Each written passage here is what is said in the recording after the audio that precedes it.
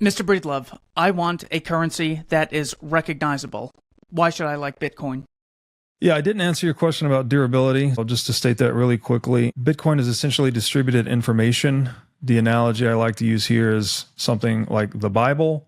You know, you can go and destroy as many physical Bibles as you please, but the Bible as an idea is not going anywhere, right? It's a component of distributed information that's so permeated global consciousness that it's not going anywhere, basically. So Bitcoin is similarly stored everywhere, right? It's stored everywhere and nowhere. Every node has a full copy of the Bitcoin transaction history, which is the Bitcoin time chain. And so this makes it very robust to physical degradation over time. So that's durability. And then you were asking about recognizability. Was that the question? Recognizability. If I want a currency that's recognizable, how do I know I'm not getting fake Satoshis? How do I know it's not Bitcoin Cash or anything else? Yes, please address recognizability. One last thing on durability. Obviously, gold's very durable as well. So I'm not bashing gold. Gold's great at durability. In terms of recognizability, this is the ability of a user to authenticate the veracity of the money, to authenticate what it is, right? It is what we say it is, right? It's not lead painted in gold. This is actual gold, which is, well, this particular property of money, recognizability, is where we get the term sound money, actually. You can drop a gold coin from a certain height and it makes a certain sound, and that's a heuristic for determining whether or not that coin is authentic. Obviously, that's just one simple way to do it. There's obviously techniques to assay the veracity of gold as well. This is also where coinage was introduced as like a central certification of that weight of gold. So all of these things serve the recognizability property of money. And in terms of Bitcoin, I think it basically perfects the property of recognizability. You can audit the entire supply history and transaction history for yourself. So you can verify that the money supply is what it is represented to be. You can also verify the entire history of transactions.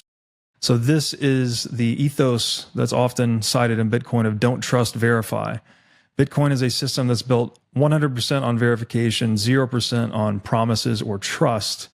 And that makes it a superior money. Now, specifically, how do you recognize that when you receive Bitcoin, it is authentically Bitcoin? You run a node. So you run software that does the processes I just described to confirm that you are receiving actual Bitcoin and that it's confirmed in the Bitcoin time chain. Mr. Schiff, what are the shortcomings with regard to Bitcoin when it comes to recognizability? Well, I don't know if there's any shortcomings from recognizability. I mean, I concede that Bitcoin and the creators did a very good job of mimicking the characteristics that gold has with respect to its function as money. Bitcoin's done a very good job of that. I mean, and so have a lot of other cryptos. I mean, there's a whole bunch of them that can do exactly what you can do with Bitcoin. Bitcoin isn't unique in the respect that it could do that. There's an infinite supply of tokens that can be created that can do exactly what you do with Bitcoin. The main problem that I have with Bitcoin is none of those characteristics are relevant if you don't start off with an actual commodity, with an actual store of value. It doesn't matter. None of the other things make a difference. The one property that Bitcoin did not copy from gold is that gold's a metal. I mean, I have some gold jewelry on. I mean, gold has a lot of applications, but I've got a watch, I've got a ring, I've got this bracelet that's made of gold. I mean, people have been adorning themselves with gold jewelry for thousands and thousands of years. I don't think that's going to stop. I mean, there's a reason that people wear gold. I mean, I'm not wearing tin, I'm not wearing lead. There's a specific reason that it's that particular metal that is used so much in jewelry and not other metals. But gold has a lot of other applications, especially in the digital age.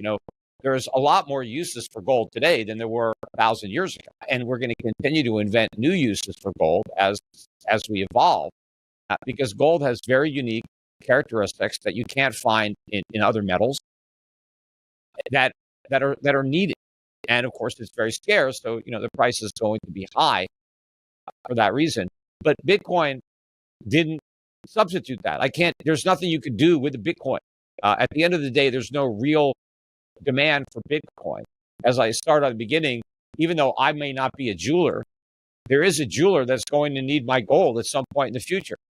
I don't have to use it. but I can store it so that somebody else could use it in the future. Well, when you have Bitcoin, you can't do anything with it now, and nobody will be able to do anything with it in the future. The only thing I could do with my Bitcoin is give it to somebody else. And that's the only thing they can do with it. You pass it around like a hot potato. There is no underlying use for Bitcoin because it's just a string of numbers, just an electronic string of numbers that are tokenized. But that's it. I mean, people collect them. It's like people have Bitcoin collections, and they hope they're going to make money as collectors. They hope somebody's going to buy their collection for a higher price than they paid. But that's not money. Thanks for watching. If you enjoyed this episode, click here to find more just like it, and here to find our most recent episode. Also, make sure to like this video to help shine light on the corruption of money, and be sure to subscribe to this channel to stay connected.